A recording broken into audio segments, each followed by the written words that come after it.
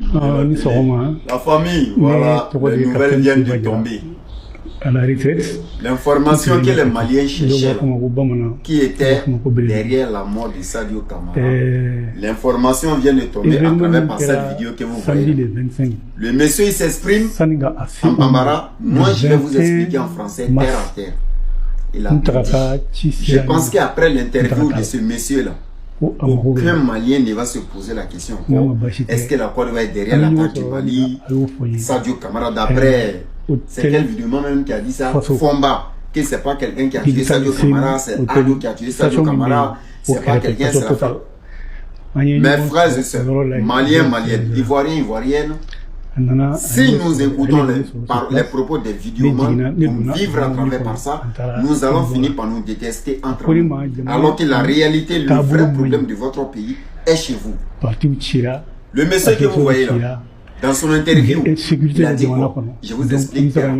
J'ai coupé la voix parce qu'il explique tout en bambara. Moi, je vous explique. Donc, c'est urgent. Un en un, on va avancer ici. Je vais vous montrer sa vidéo. Il va se présenter et moi, je vais donner les présentations en français. Écoutez ici.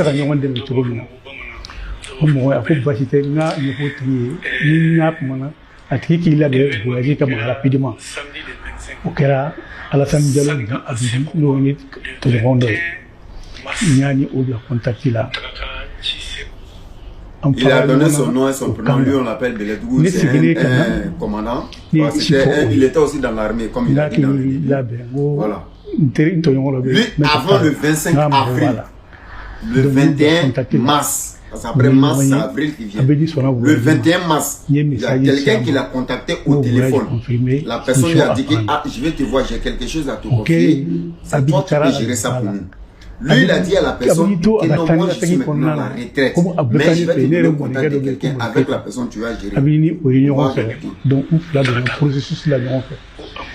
Ne koni ba do abidi kita wuya ne ko italiani biadi sun ko ni bolo do ngolo du biadi ka abtan ga sigite ko ka ta se kalo kile mo ni silima no ye abidi kalo kile mo kile abidi tan ne fe ka ko tout est OK ko weekend ko ko il faut agir ko bashte kalo kile mo ni fla mo be ta kono terminal fi ko kuma kene confirmer les tours pour samedi le 25 à l'aube, il y a une explosion qui est née sans faire, effectivement, elle est née sans faire. Et il y a une explosion qui est donc tout est en débandade. Au débandade, on a une coupe de l'eau, avec un bon moment. Pour monter à faire. Au Capo, voilà. Allez, bon, on a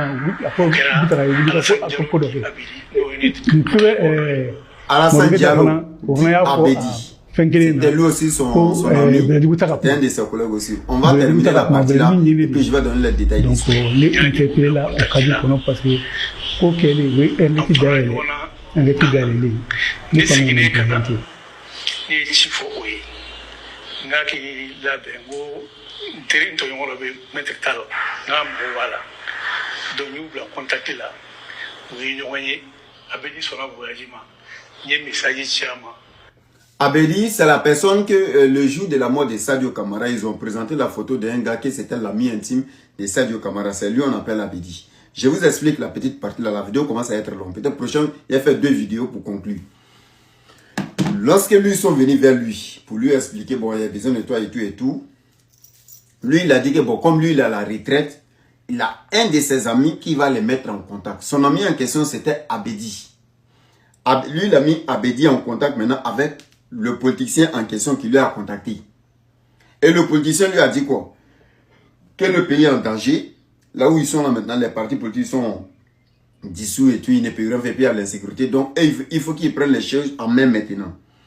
Le politicien est venu vers lui parce qu'il sait que lui, il était dans l'armée. Mais vu que lui, il ne voulait pas s'engager dans quelque chose, il a préféré dire non, je suis à la retraite.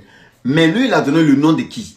Il n'a pas donné le nom d'un militaire. Hein. Il a donné le nom d'un militaire qui a été chassé de l'armée, qui a été radié de l'armée, qui a déjà rancune dans son cœur. Parce que ceux qui l'ont radié de l'armée, il y a certains qui sont encore dans l'armée.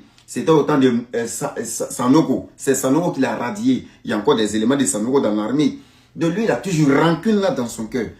Donc, directement, lorsque lui, on l'a contacté, ils l'ont dit, il faut dire à celui que tu vas nous mettre en contact avec lui, le Abedi en question, dis-lui de se préparer pour les voyages. Parce que dans l'affaire là, on va faire beaucoup de voyages. Et c'est dans ce voyage-là, l'Abedi en question est venu en France. Après France, l'Italie. Après, il est reparti au Mali maintenant. Le 21 avril, quand il est rentré au Mali là-bas, lui, il a contacté le monsieur en question pour lui dire, ah, je suis de retour, voilà, voilà, voilà. Est-ce que vous voyez l'affaire? C'est le 21 quand il est arrivé, le 25, il y a eu attaque. Lorsqu'il y a eu attaque maintenant, le 25, à partir de 4 h du matin, il a appelé lui pour dire que bon, appelle ton gars, dis-lui que la mission a été faite et tout. Donne-lui le détail. À 4 h du matin. Parce qu'il a été payé par les terreaux pour venir faire l'attaque qui a eu lieu le 25. Vous voyez que la vidéo est longue. Les Maliens, je vais vous aider là, à mener vos enquêtes. Au moins pour laisser le nom de la Côte d'Ivoire en paix. Pourquoi j'ai fait tous les débats en paix avec vous? Parce que je n'ai pas envie que vous accusez toujours mon pays qui est la Côte d'Ivoire, qui est l'acteur principal de vos malheurs. Je veux que vous vous faites face à vos problèmes désormais et que vous laissez le nom de la Côte d'Ivoire en paix. Comme ça, on pourra travailler ensemble.